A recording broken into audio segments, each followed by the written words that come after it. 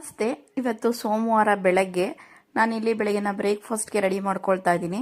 Carrot beans ಪಲ್ಯ ಹಾಗೆಯೇ ದೋಸೆನ ಮಾಡೋಣ ಅಂತ ಇವತ್ತು ನಾನು ಕ್ಯಾರೆಟ್ ಬೀನ್ಸ್ ಪಲ್ಯನ ಮಾಡ್ತಾ ಇದ್ದೀನಿ. ನಾನು ಕ್ಯಾರೆಟ್ ಬೀನ್ಸ್ ಪಲ್ಯ ಮಾಡುವಾಗ ಯಾವಾಗಲೂ ಈ ಥರ ಕ್ಯಾರೆಟ್ ಹಾಗೆ ಬೀನ್ಸ್ನ ದೊಡ್ಡದಾಗಿ ಕಟ್ ಮಾಡಿ ನೀಟಾಗಿ ನೀರಲ್ಲಿ ತೊಳೆದು ಮಾಸ್ಟರ್ ಚೆಫ್ ಜಾರ್ಗೆ ಚಾಪಿಂಗ್ ಬ್ಲೇಡ್ನ ಹಾಕಿ ನಾನು ಇದರಲ್ಲಿ ಒಂದೆರಡು ರೌಂಡ್ ಚಾಪ್ ಮಾಡ್ಕೊಳ್ತೀನಿ.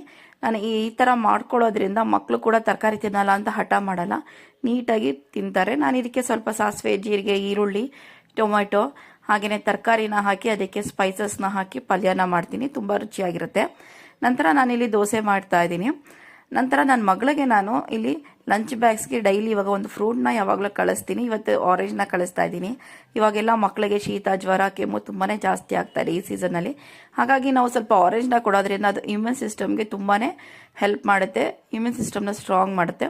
ನಂತರ ನಾನಿಲ್ಲಿ ಮಗಳನ್ನ ರೆಡಿ ಮಾಡಿ ಸ್ಕೂಲ್ಗೆಲ್ಲ ಕಳಿಸಿ ನಾನು ಕೂಡ ಟಿಫನನ್ನು ಮಾಡಿಕೊಂಡು ನನ್ನ